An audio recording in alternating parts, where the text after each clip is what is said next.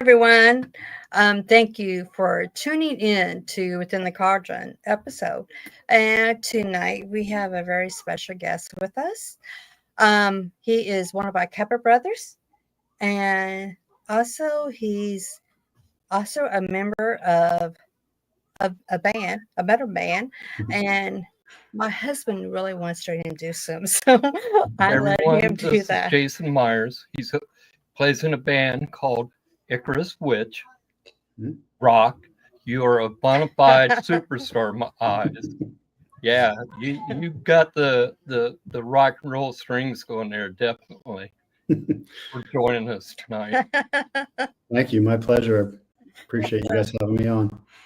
Oh, no problem. So I guess the first question is what we ask everybody. Okay. How did you start your path? I started my path in the 80s. When I was a kid, I just was really drawn to nature. I was drawn to the mysteries, the macabre. I was drawn to, horror movies and different things that were just sort of on the darker edge, but also just the spirituality of nature. So I think when I found that there was a sort of a nexus, like a combination of things, that a religion, an old religion that incorporated nature, that was based around reverence for nature, but also had a lot of mystery and hidden occult allure to it. It just drew me in, and my curiosity took over at an early age. So, of course, back in the 80s, it was a little harder to find information. You had to really go out of your way, go down and raid the local bookstores and go to the library. This was all pre-internet, of course. So, and then there would be times where I would, a little bit later on, like in the early 90s, go to New Age bookstores and go to the bulletin board section and find meetups or people that were putting on gatherings and things of that nature to just sort of create that network. But yeah, I think it was just a combination of nature and music and the unknown. It just appealed to me far more than any of the other traditional religions that I had known about or that I was brought up learning about. Yeah, I can't relate to all that. I definitely can. Yeah. I was raised Catholic, and I used to skip church and go out and hang out in the woods all the time. I loved it out in the woods. Yeah. That's our church. Yeah, definitely. Definitely is. That's how I always felt. I just felt more spiritual and more connected to universal energies when I was sitting under a tree and communing with deer and cows and insects, and it just, that to me felt like I was part of that versus sitting in a temple listening to old stories that people made up. Yeah. So how did you meet Lori Cabot? Well, the first time I met Lori was it was at like a book signing back in the early 90s. I was my first trip to Salem, and it was for Power of the Witch, I believe. And she still had an active store at that time that she was at. And I remember there was a book signing, and I wanted the book and had her sign it. And so that was just sort of my initial brush with greatness, if you will. And when I got back home, I just absorbed the book and then looked for more of her reading, her books to read. And then fast forward several decades to more recent times. It was during the pandemic lockdown, actually, when I lived in Salem for a while. So I used to go and hang out at Enchanted and go to the events, like the public events. This was before I became a Cabot myself. And then I moved away from Salem and moved back to Pittsburgh. And during the pandemic, they started doing the classes online. Before you used to have to go there in person, once they started doing it online, and I was like everybody else, I was home looking for things to do, and I was at a point in my spirituality where I really felt I wanted to commit more. I wanted to take more classes and be held accountable and learn more. And there's a lot to be said for being eclectic or being solitaire, but I was looking during the pandemic. I was looking for community. I was looking for connection, and the fact that now Lori was offering these courses, no matter where you were in the world, I saw my chance there, and I didn't want to pass up that chance, and so I signed up for the Witchcraft 1 class, and I wasn't really sure what to expect, and I just loved it. It was amazing. Everybody I met that was already a Cabot was amazing, and it felt like home.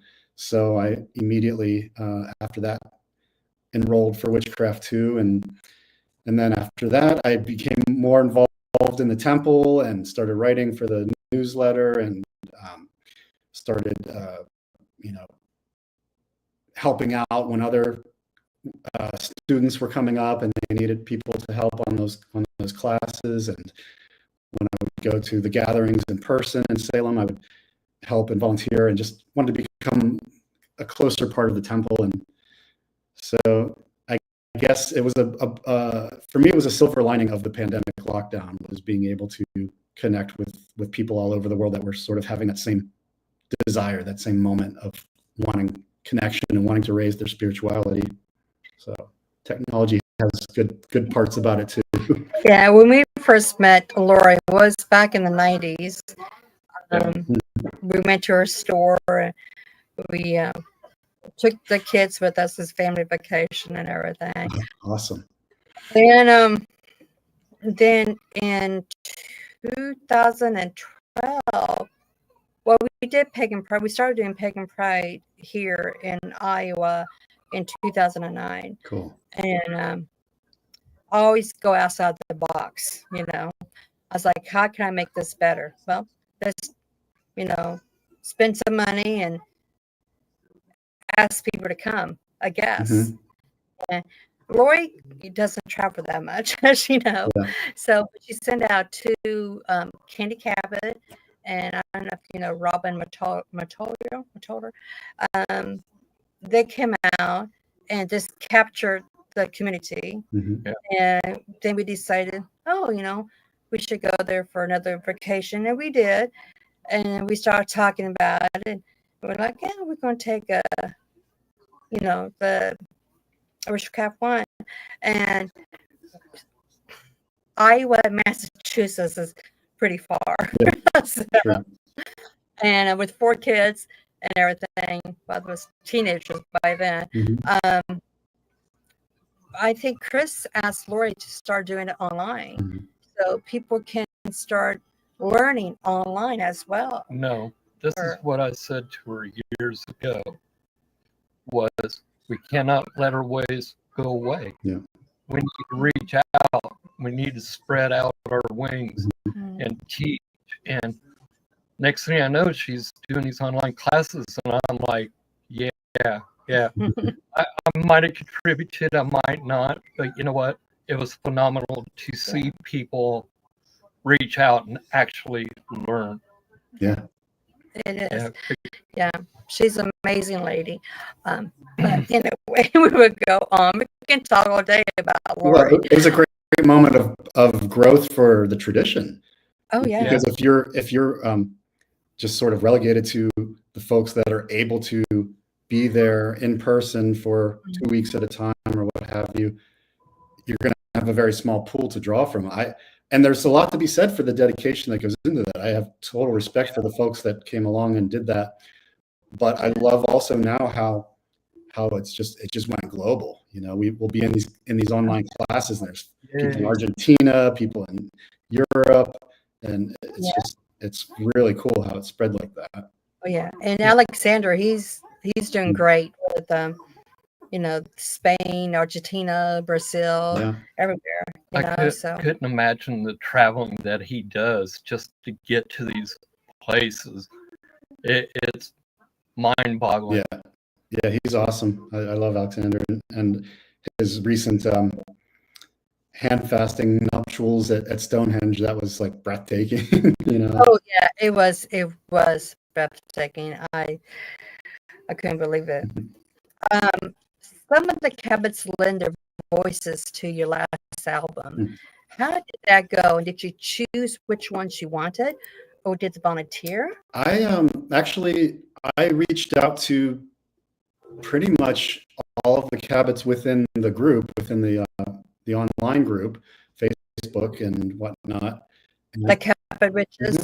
Yeah. So I just sort of put the call out and said, hey, this is something I have going on, and it would be, if anybody feels called to do it, I'll walk you through it. It's real simple, and we'd love to have your contribution to it. And fortunately, several people took me up on it and joined in, and not just Cabots. There was a lot of other like witches that I knew, witches that were in bands that I knew, just other people that I knew from around the world. So everybody kind of got really excited about it. It was like a small but dedicated group, and I just gave everybody sort of the latitude to vocalize how they felt. We were all, for those that don't know what I'm talking about, it's a song on our last album called Rise of the Witches, where we had everybody sing the chorus. When people didn't feel confident in their singing voice, but they wanted to contribute, so I said, okay, we'll just whisper it or talk it, spoken word. Just use this cadence if everybody has the same words, and then we'll just blend it together, and we'll create this one like strong voice, unified voice that goes with the theme of the song. And I got chills when I heard everybody's voices together, because I was sitting here, listening to people sending, contributions, or, some people did it in person, some people did it online, but I was there for the mixing part of it and listening to it all come together. And still to this day, when I get to that part of the song, I get really energized. It makes it very magical.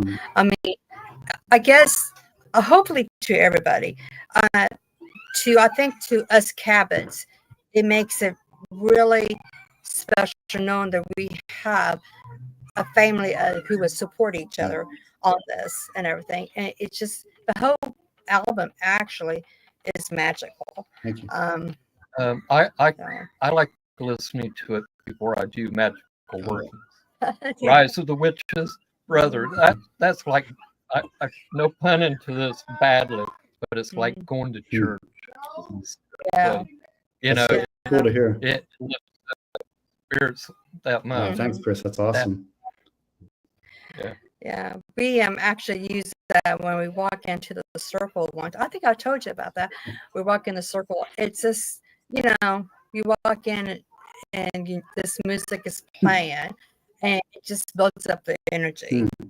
So cool. So, I mean, it's really great. And then once the song is over, you just sit there, you swing and everything. You look at each other, and you just, have the biggest grin on your face, and you just want to say, I love you to everybody. It's just, I don't know, it's just something about that song that makes it energize when you go into a circle. So great. I like all of the music, all of your guys' music. It's plug and play. It's a more modern Witches view of what they musically played back in the day. It really speaks to. Thank you guys for sharing that. That makes me feel really good, because that was the whole purpose of it, was to bring witches specifically together and give us a common voice and unite us. There's a lot of division, and even within our community. So I'm like, okay, there's enough things trying to divide the world and to divide humankind. Let's not let it divide witches. Exactly. We're already a small enough niche in the grand scheme of things. Let's stick together and fight back against some of the suppression, because if we don't stick together, I mean, there's a lot of folks out there that would love to put us down and to just extinguish us again and silence us. So we need to have each other's back. That's how that was my motivation for it. Was the way I look at it as right now, for a lot of us, it's all about reclamation. Yeah. Digging out what works, what doesn't work magically. We're still in the infant stages, of returning back to power, which is really nice. I see a bright and beautiful future for us. Seriously, But you participated in a New York Comic Con, Witches After Dark. Yeah. How did that come about, and how did it go? I was invited by Judy Ann, the author who put together that panel. I first kind of got to interact with her through WitchCon. She was presenting at WitchCon, not this past one, but the previous year, and I was in one of her classes that she was teaching on crystals, and I was a fan of her writing and a fan of her as a witch, and she got all excited that I was in the class, and I was like, I didn't expect her to even know who I was or who the band was or anything, but because she's a musician, I think she resonated with that as well. So she contacted me and said, well, I got this idea. I want to present to Comic-Con in New York City, and give actual witches a voice at this larger panel, this platform.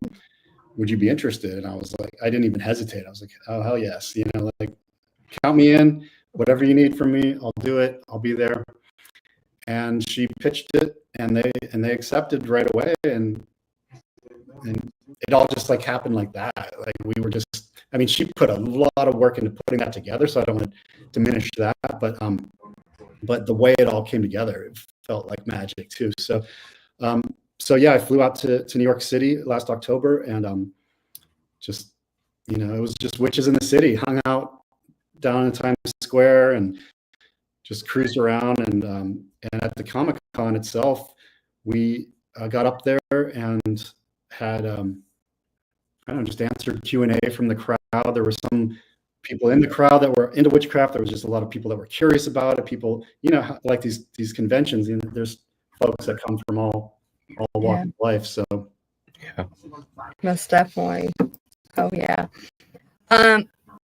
Now I know you have done poetry. Have you ever thought about doing a book on your poetry, or even your life experience on, being a, musician and in a band and being a witch and everything? Have you ever thought about doing a book? Yeah. I've never really thought about doing a poetry book, I guess, because I have the benefit of being able to just set my poetry to music. So I feel like every album is sort of like a mini poetry book with music and lyrics. I love writing lyrics. That's probably my favorite part of being in the band. But in terms of writing a book about life experiences and things like that, I have thought about it, and I've been journaling for years, and so I've got a lot of stories. And the older you get, the more you forget. So I'm like, well, I should probably write some of this down in a little more detail before the memories get foggier. Because not as it is now, I'll have people come up and tell me stories that I'm involved in, and I have no recollection of. I'm like, okay, I believe you. I'm glad we had a good time, but I don't even remember that. But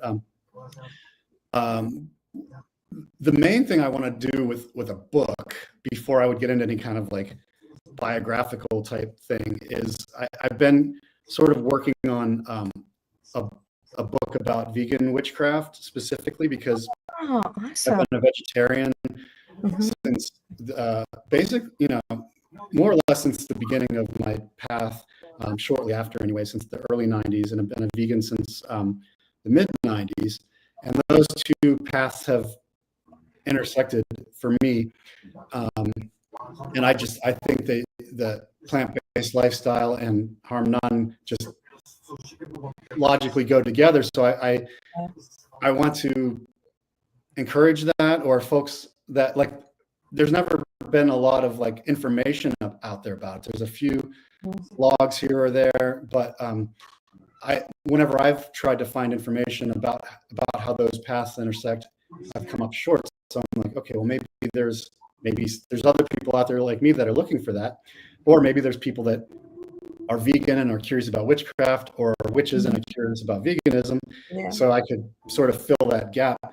So I've been working on that for a long time. I peck away at it, a little bit at a time. And I've actually networked with other vegan witches through social media a lot, and through me reaching out. And so I've got this little like super niche network of authors that are also vegans and witches or pagans. And we get together once in a while.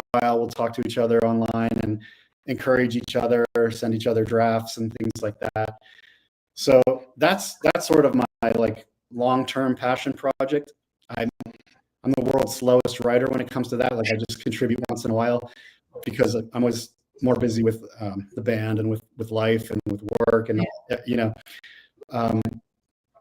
but that, to me, that would be like something that I keep trying to push it up on the bucket list, like get this out there before you before you're gone. It might be a nice little something to leave behind that might help some other people out, or at least help some animals out. I know we've been trying to write a book for years about coven life, coven versus solitary, the community, how some community can be good, bad, and what jealousy. it's actually like to work with the community and other witches. Yeah. It's going to be a book of tell all, good all, our bad, their bad, to let people know when you step to the public and you're working, with witches and pagans, and it doesn't always go the way you want. But then when the goddess comes in full force, that when she needs to be, it's like you feel the magic flowing and everything's all good. Yeah. You know what I'm saying? Mm-hmm. Yeah, that's cool. I would love to read that. I know I have friends that run covens, and I feel their pain. I know that it's not easy.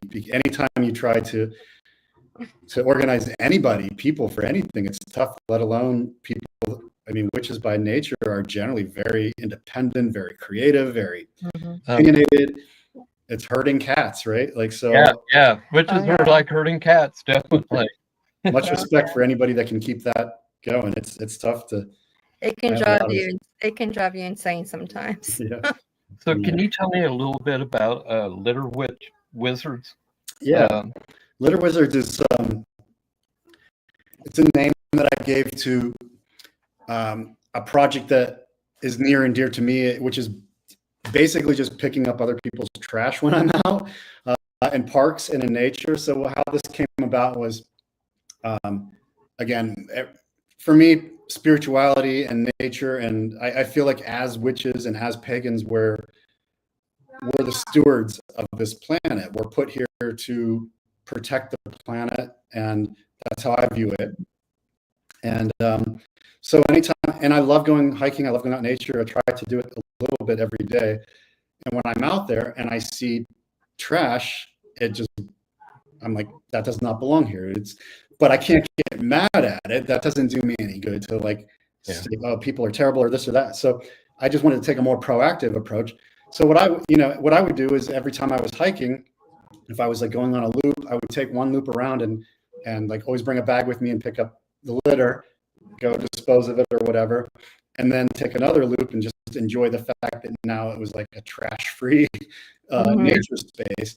So that was just sort of like to me, that's an act of religion. That's an act of spirituality, is like protecting and caring for the planet so that this garbage doesn't end up, hurting animals or choking out plants or any of that kind of stuff. So Litter Wizards was just a way for me to sort of give it. It started as like a Facebook group and like a hashtag, and just getting my friends kind of involved in it that weren't necessarily out. Like some of my friends around here in Pittsburgh will come out and do these events with me and stuff. But I wanted to sort of inspire or get people in other places to think about it. And to me, that's a really cool way of sharing spirituality. Like I have witch friends in New England, witch friends in Europe that will post pictures or send me maybe private messages like, look what I found on the trail or whatever. And I just sort of like ramped up from there. And then I wanted to scale up further than what I was able to do. So I hooked up with a local organization called Allegheny Cleanways.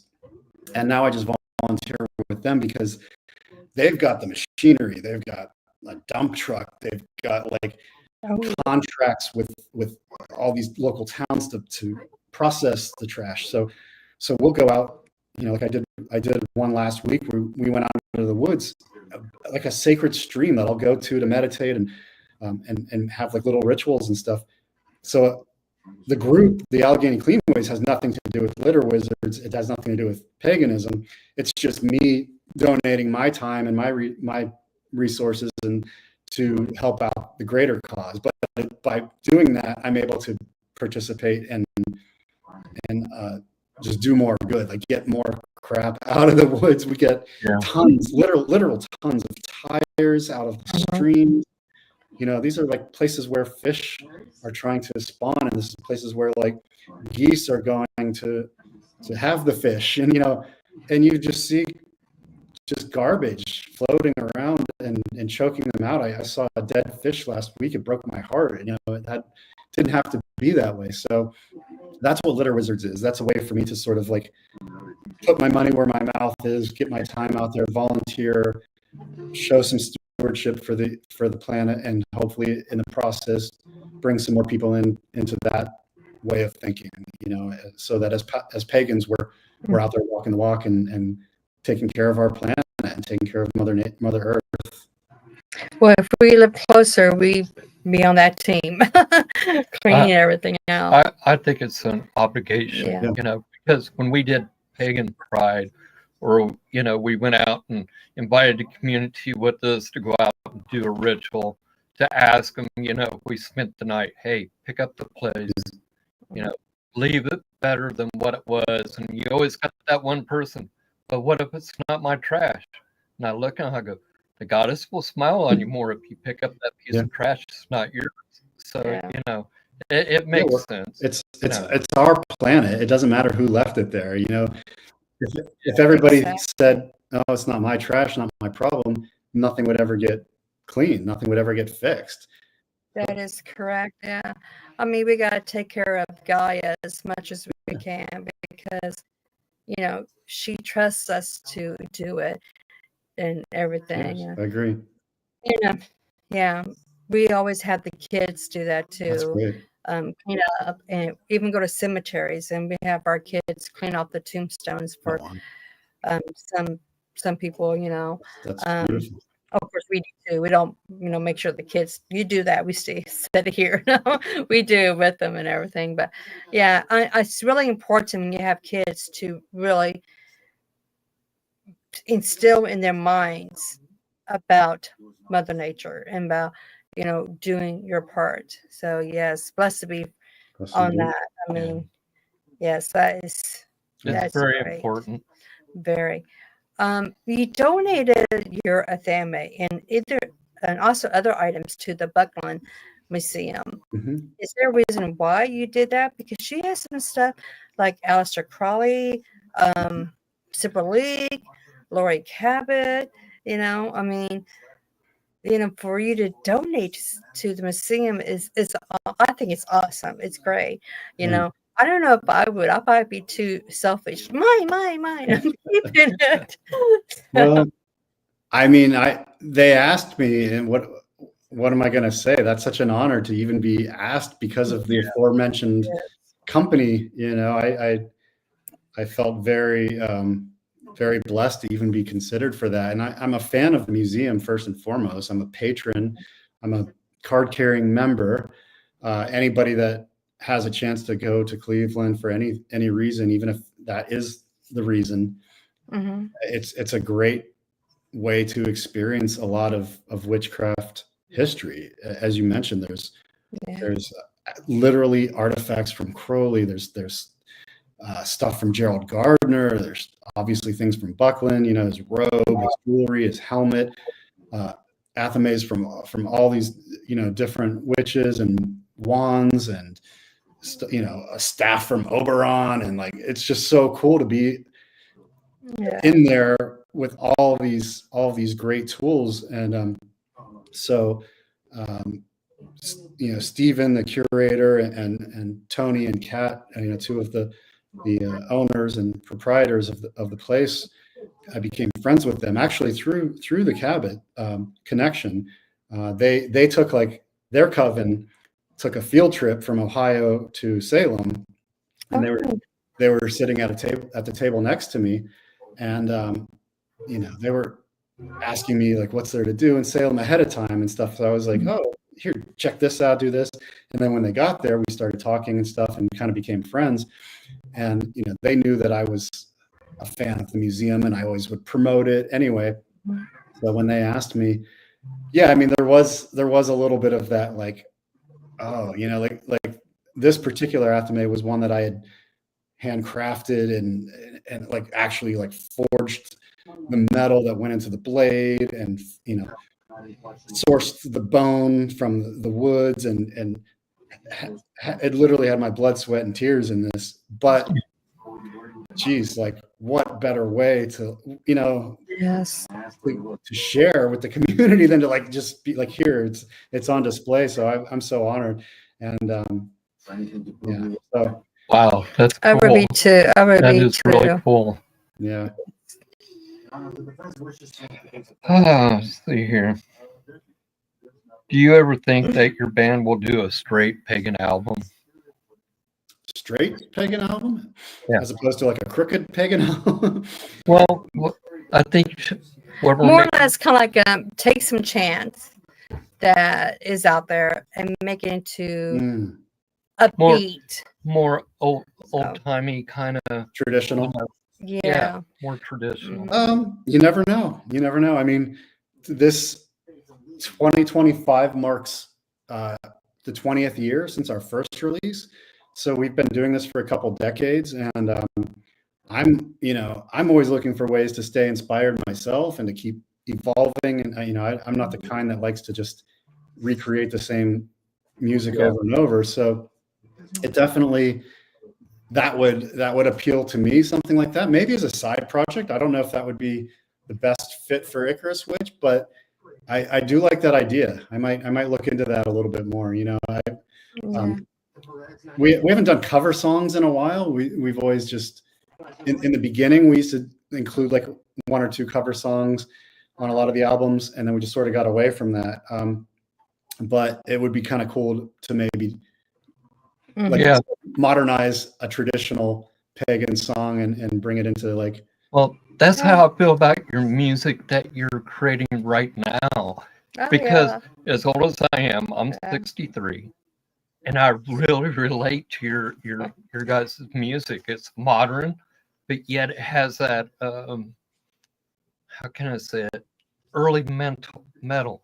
It has that grit and that. Oh yeah, this really kicks butt. It definitely does. Thank you.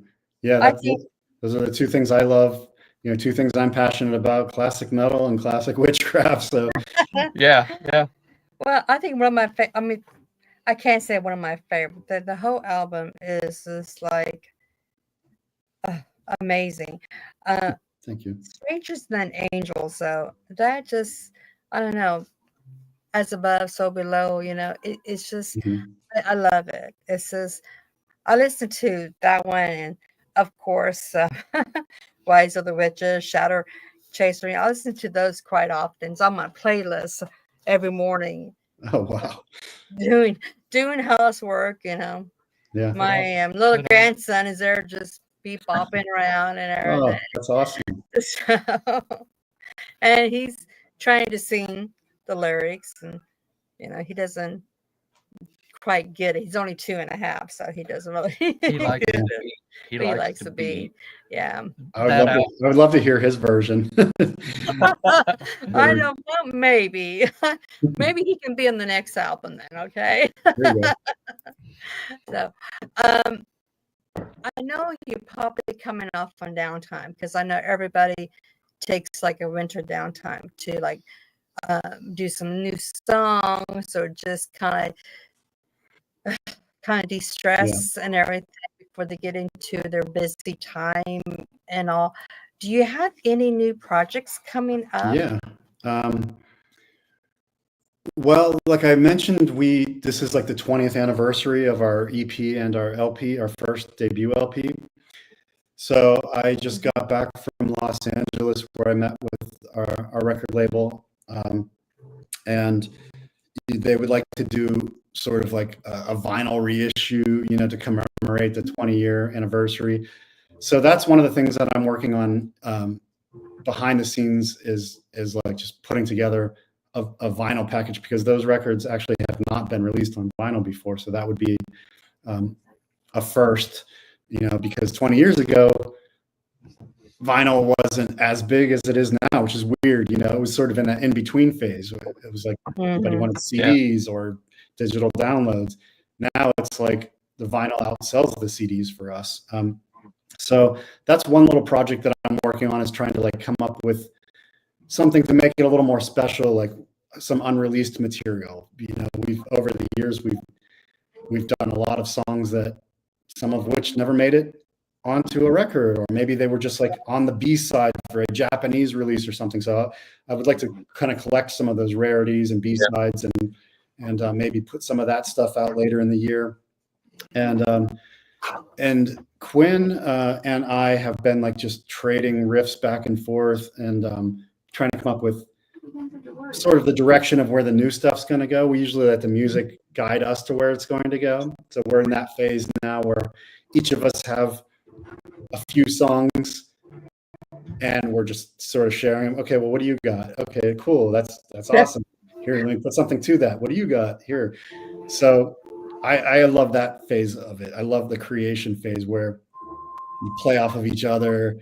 And again, he and I have been doing this so long as writing partners that we have like a really a good ESP between us, where each of us will hear the other's part and know where to take it. And that's what becomes the magic of Icarus Witch. So we're writing new stuff and we're paying homage to old stuff, and but all at our pace. As the band's progressed, we've kind of slowed down our pace a little bit. Like if you look back in the early days, it was like 2 albums a year, then 1 album a year, then 1 album every 2 years, and then 1 album every 4 years. Now it's sort of like everybody's got so many irons in the fire and different things going on in life that it takes a little time flies by too. Like we'll say like No Devil Lived On, that's our new album, and then I'm like, wait, that came out in 2023. That's not even that new anymore. That's 2 years old already. So by the time we get a new one out, it might be 5 years between albums, just like that.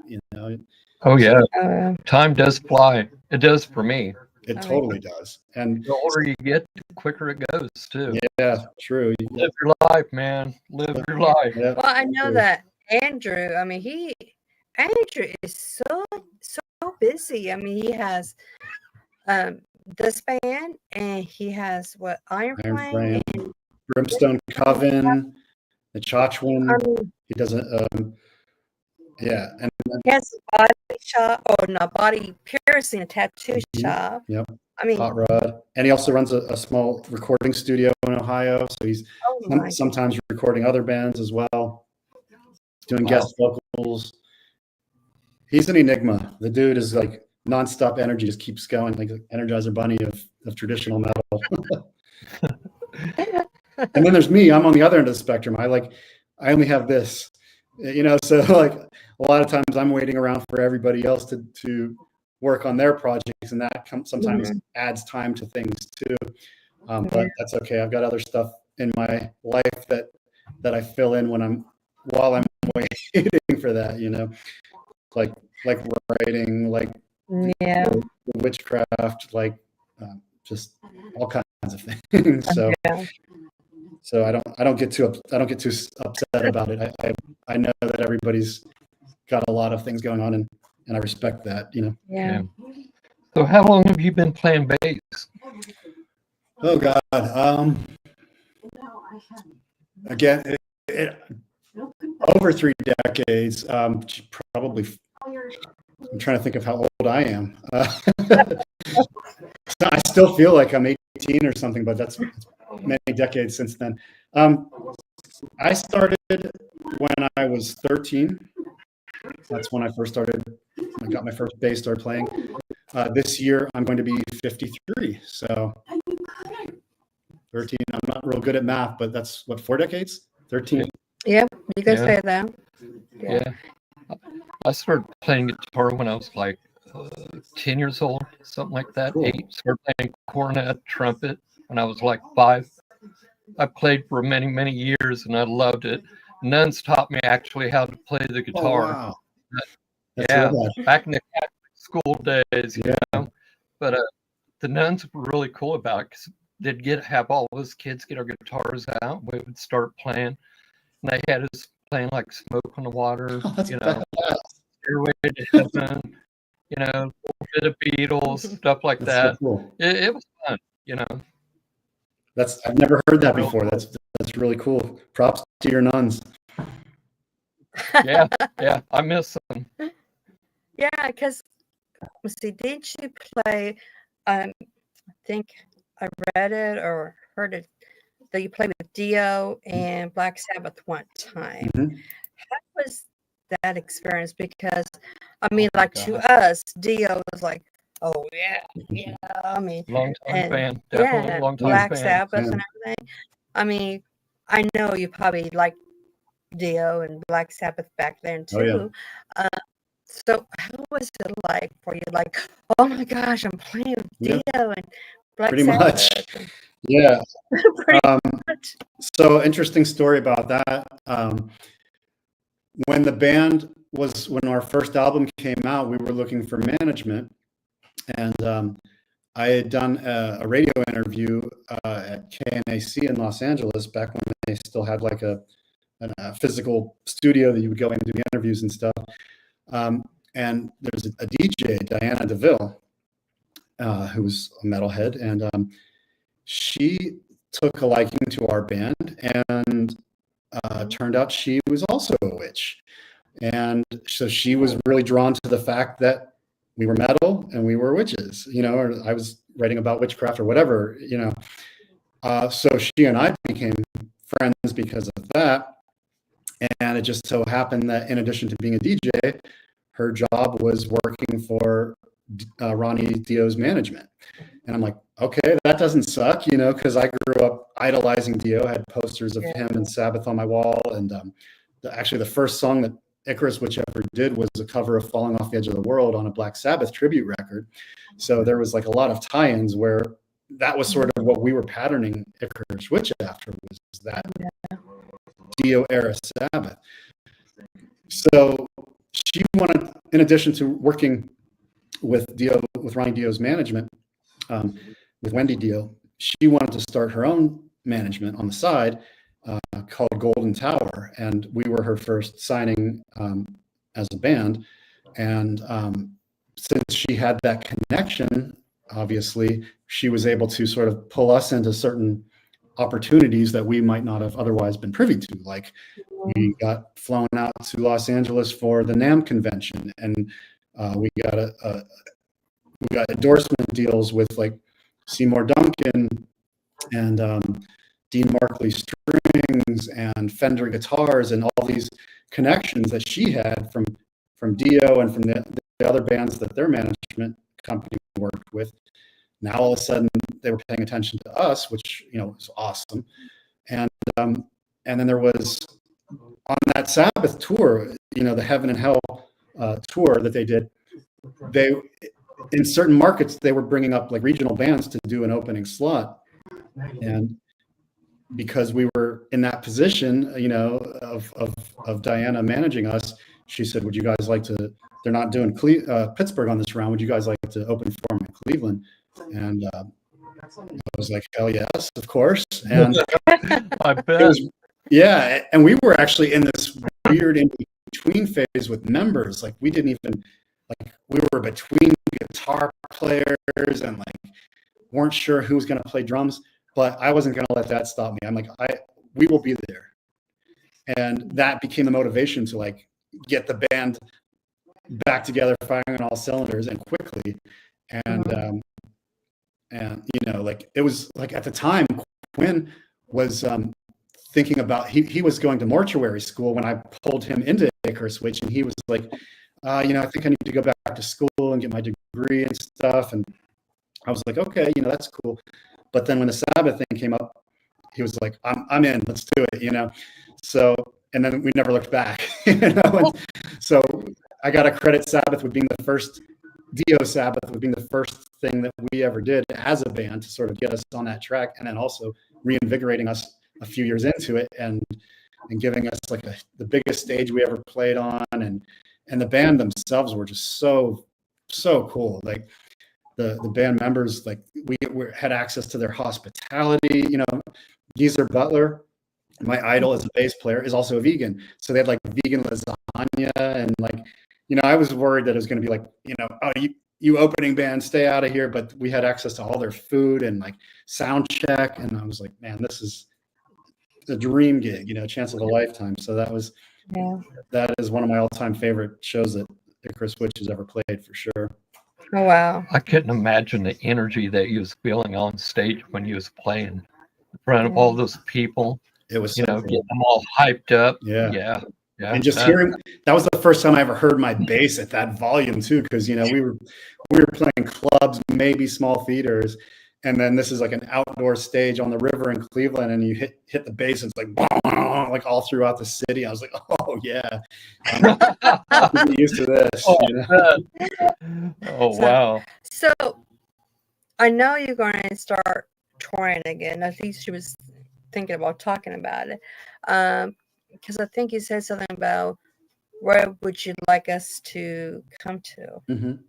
Well, you know what I'm going to say next. Come to Iowa.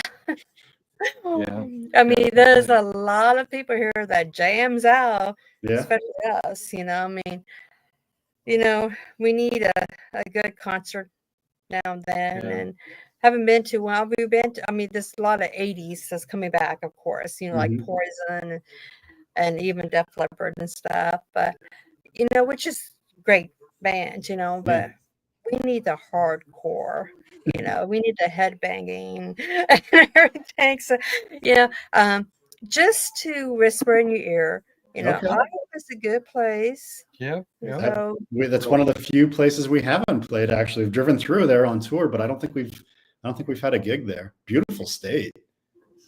I loved going through there. I was surprised. I didn't really know too much about how it looked, and I remember driving through and just being really amazed at the beauty of the nature. And a lot of forests. There's a lot of forests, which is good because that's where we hang out. In the northern part of Iowa, there's a lot of forests, but the southern part of Iowa, there's lots and lots of farmland. Yeah. I mean, lots. Yeah. It's really cool when it's all green. Yeah.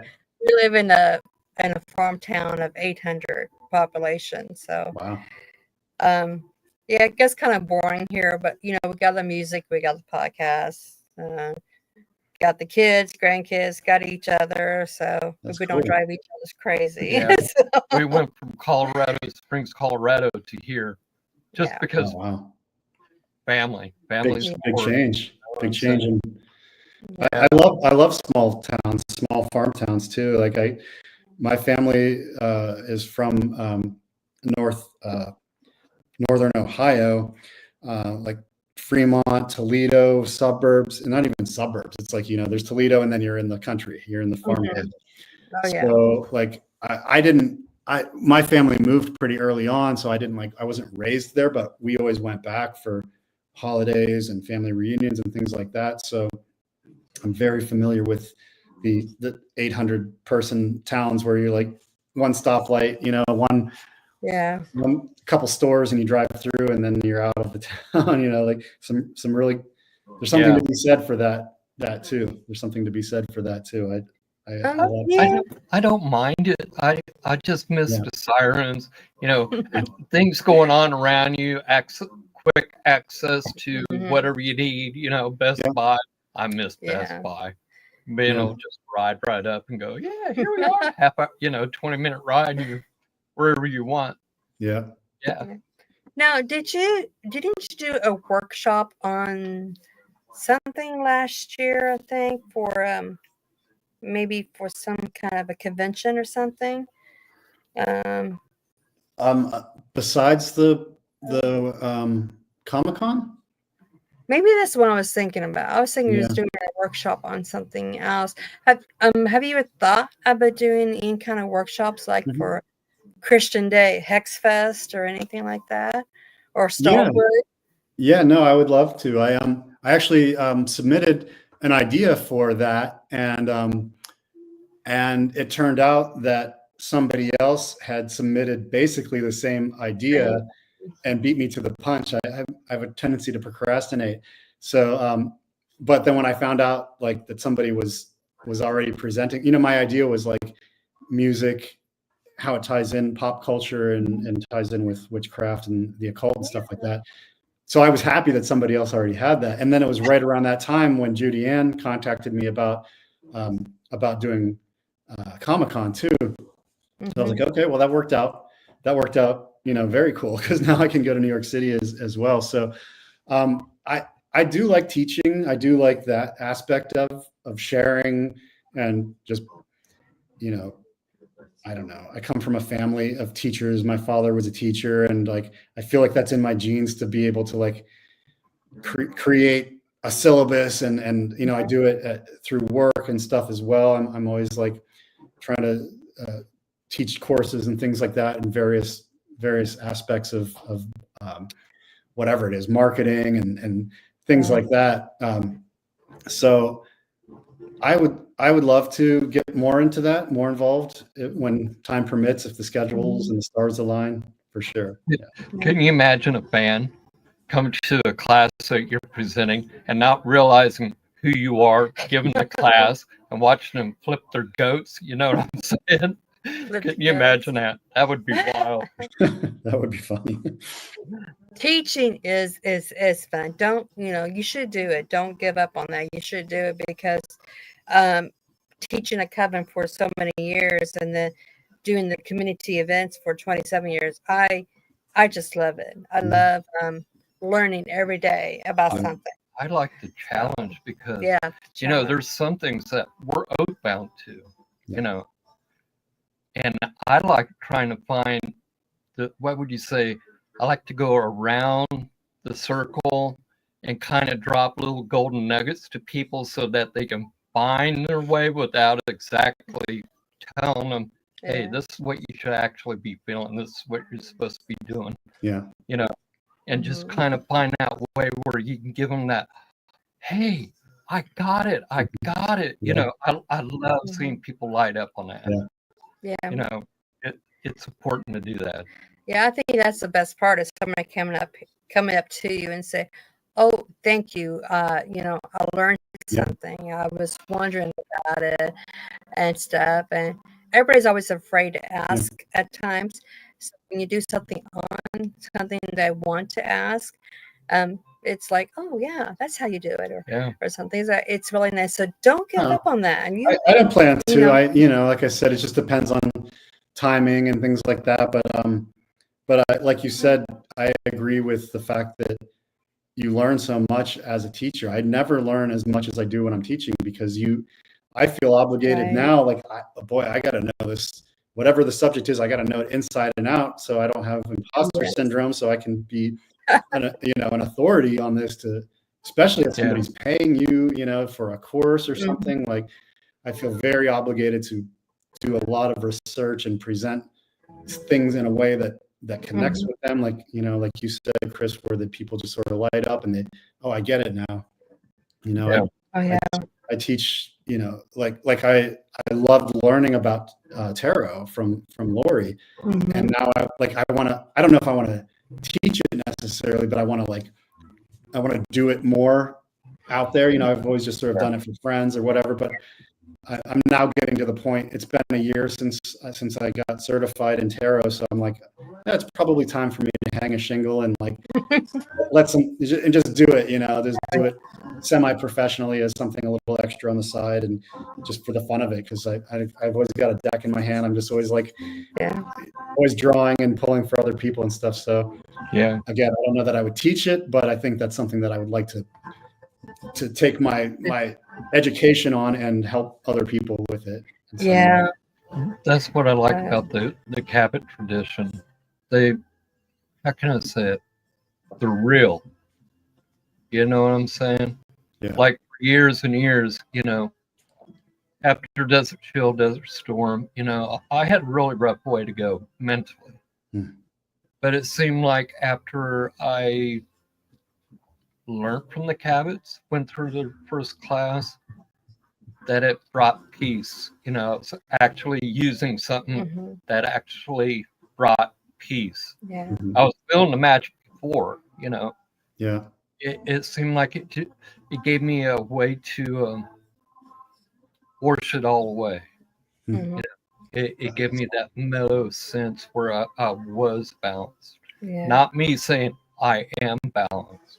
It made me balanced. Yeah. Yeah. That's beautiful. Yeah, because you think you might know it all from, you know, some people says, oh, I know it all. I don't need these classes, you know. But, you know, trust me, well, you know, but the audience out there, you know, trust me when I say that, no, you don't know it all. And learning something every day, learning from a different tradition, it just brings everything into a complete cycle and everything, complete circle and everything. So it's really good. Yeah, it definitely helped me out because it added to the tradition that I was already following. You know, it gave me that completeness that I needed at that time and that moment. And it made me more energy-wise. I'm not going to say power because that would be arrogant, but I could feel the magic more. Yeah. You know, the vibrational rate of myself raised up tremendously. Sure. So, you know, it gave me a great gift. And that was a great gift that they shared. Yeah. So when you were on the road with the band, do you ever encounter other witches or pagans and other bands? Yeah. Yeah. Yeah. So you sit there and talk, you know, not just music, but about magic. It does happen occasionally, yeah. And a lot of them I know ahead of time because we're sort of in a small niche anyway. But and even locally here, there's some folks that have that combination. There's a band from Pittsburgh called Lady Beast. I don't know if you've heard of them before, but another traditional metal band. And Deb, the singer, I saw her just this week. Actually, it wasn't even a music thing. We were both at a lecture. There's a book called The Witch of the Monongahela. There's a local Pittsburgh author that writes about folklore of Pennsylvania and things like that. And he was doing a lecture, and I was getting ready to leave, and I was like, oh, of course, there's Deb, you know. So, and her band Lady Beast had played with us when we did our album release show, and now her band's about to do a release, and she teaches and talks about witchcraft publicly as well. So that's just one example of somebody that I've become friends with on multiple levels, where we'll be just as likely to talk about like her fire cider recipe or something as we will, you know, the albums that we're working on. So that's kind of cool. I love it when there's other people where those worlds collide, you know. Yeah, it is nice. I always want to do a podcast about nothing but just musicians who is also magical too as well, you know, because I think it'd be good for everybody to be out there who is playing the bass or guitar or drums and feel like that they cannot be out of the closet with their spirituality, but still want to be in the public eye too, want to hide it. And you know, it's great, like you don't hide it. You know, a few people don't hide it, which is really awesome, because we should not hide our spirituality at all. We should embrace it. We should be truthful. you know. Yeah. Yeah. I mean, you know, I respect everybody's decision on that. Some people are not in a position to do that for work or safety. Oh yeah. For me, I got to a point where I was just like, this is who I am. This is what I believe in. And it was my way of like pushing back against, you know, against the opposition, against tyranny, against folks that Oh yeah. wanted, you know, that wanted to, like I said before, to make witchcraft go silent again, or what, you know, not to be like dramatic about it, but there's people that would probably love to bring the hanging times and the burning times back. You know, you you see that stuff online. There's a lot of hatred out there. So if my small out of the closet, you know, confidence gives people a feeling that, well, you know, maybe I can do that too, or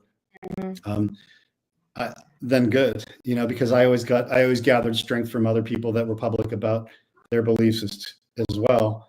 But again, like I said, it's a personal decision. So I totally get, there's so many people out there, you know, especially in small towns like yours, you know, where, you know, what if the local sheriff is a witch? Who knows? Maybe he would lose his job. Maybe he would be in danger, you know? Exactly. So, Oh yeah. You know, I don't really encourage people to come out if they want to. I mean, but they should if they can. Do so wisely. Yeah. You know, kind of look around, like you said, look around you and everything, and see. I know living in a small town, we have 2 churches. They both came to the house, and I'm just like, you know, I'm not interested, but you know, I'm a witch, you know, stuff. They're like, what?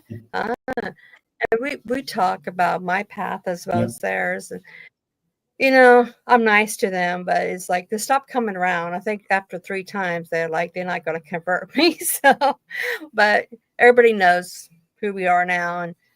And well, that's part of our path as well as Cabots too, is to present an honest depiction of the craft doing good things in the community. And that's one of the reasons that, like with Litter Wizards or something of that nature, where like, you know, I know, and that's one of the things I was drawn to Lori's tradition for, is because she was always very ecologically minded, and she was always very civically minded. And that's a thread that runs through her books throughout the years, is like volunteer. You know, you see that at the higher rankings you get within the tradition, it's like you have to volunteer. You have to give up more of yourself, not less of yourself. You know, you don't become more important. You become more a servant to the community and to society. So I always thought that was a very attractive part of this tradition, and why I felt drawn to it. And so I think it's up to us to present the ones that can be public, to present be a good stewards of the tradition and good representatives of. Because we're the future teachers. You know, we have to pass these seeds on eventually to other people.